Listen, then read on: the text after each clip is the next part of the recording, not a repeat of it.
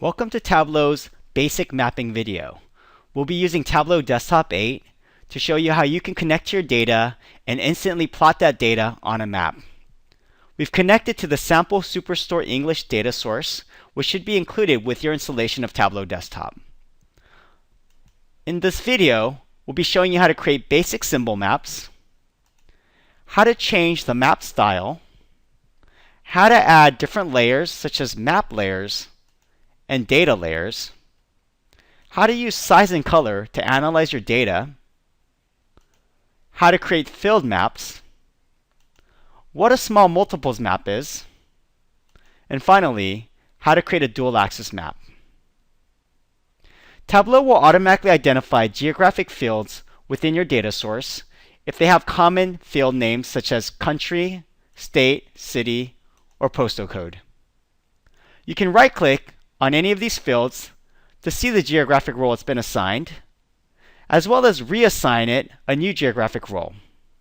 You can also click on any other dimension field and select geographic role if Tableau has not automatically identified it as having one. Once Tableau has identified a field or assigned it with a geographic role, you'll see a globe icon next to that field name. And using the latitude and longitude coordinates that are pre-generated by Tableau, you can instantly plot those marks on your map without having to enter the latitude and longitude coordinates within your data source. Let's go ahead and show you how to create a basic symbol map. I'll create a new worksheet, and simply by double-clicking on one of these geographic fields, I can create that map.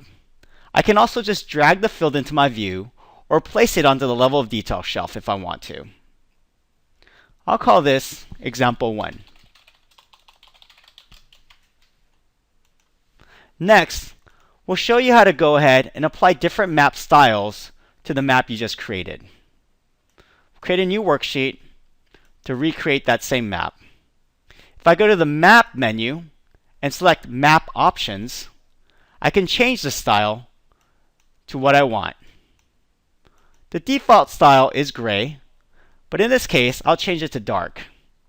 I'll also click on the color option to change the color so that it's easier to see. We'll call this sheet example 2. We can do the same thing with map layers and data layers. I'll go ahead and plot my marks and focus simply on the United States. I'll go back to the map options and add different map layers to this map.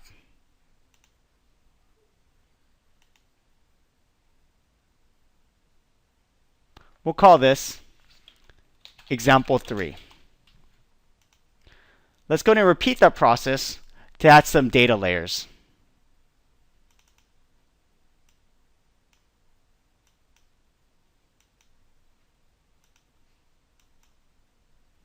Data layers contain the most recent census data.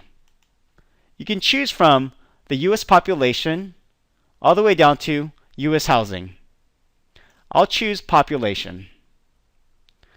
And I'll go down to the county level.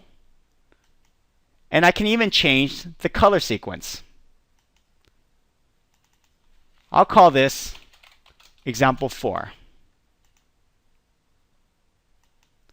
You can use the color and size shelves to help you analyze the data on your map.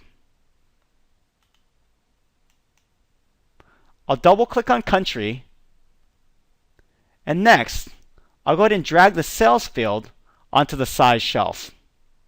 This way, I can see what the sum of sales is for each of my countries. If I place the profit field on the color shelf, I can now see what the profit is by color. I'll double-click on this color scheme and change it to have the red-green diverging palette. I'll also select the full color range if I want to make that stand out a little bit better.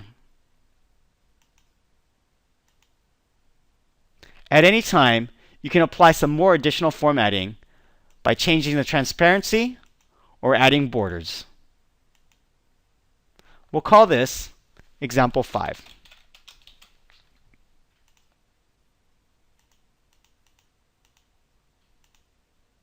we'll go ahead and show you how to create a filled map.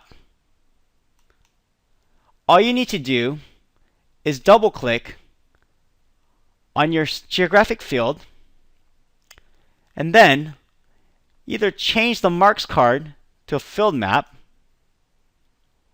or you can place a measure field on the color shelf.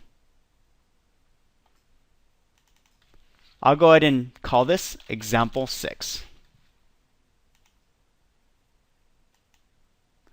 A small multiples map will help you analyze multiple dimensions across your map within the same view. Let's create a new worksheet and do that.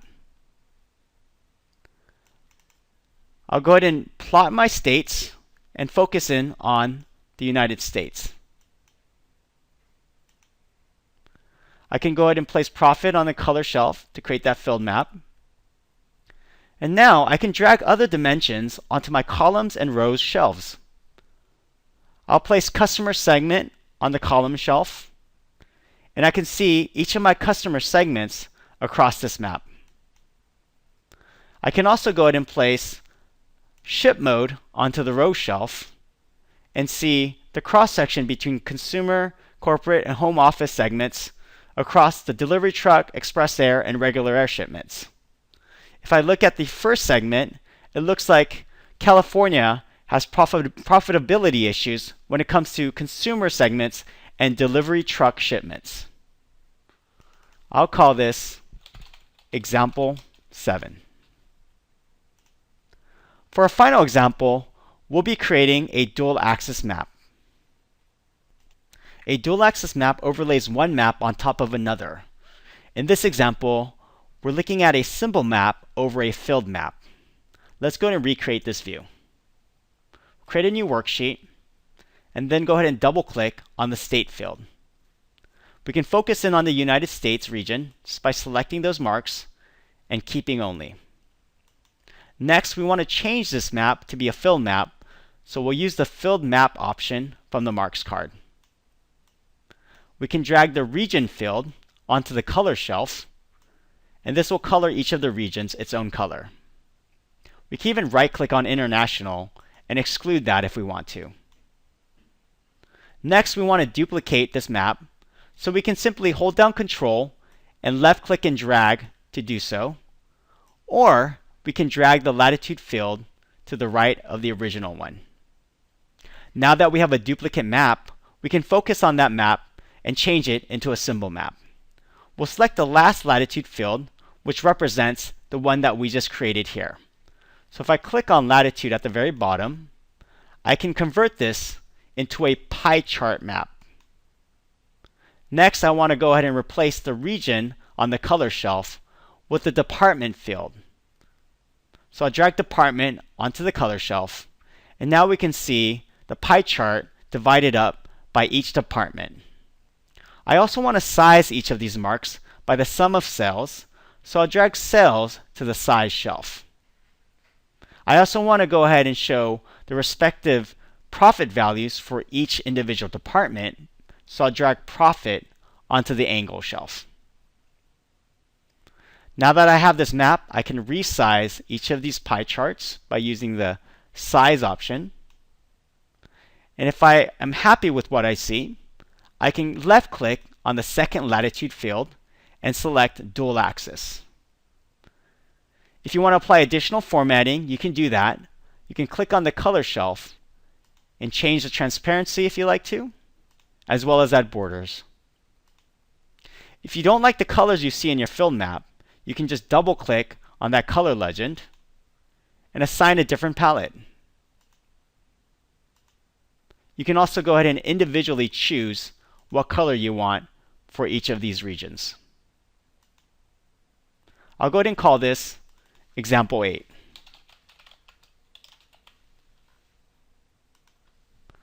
Well, thank you so much for watching Tableau's basic mapping video. Please download the companion workbook to practice what you just learned today. And please watch our other on-demand videos to learn more about Tableau and its other products or other features.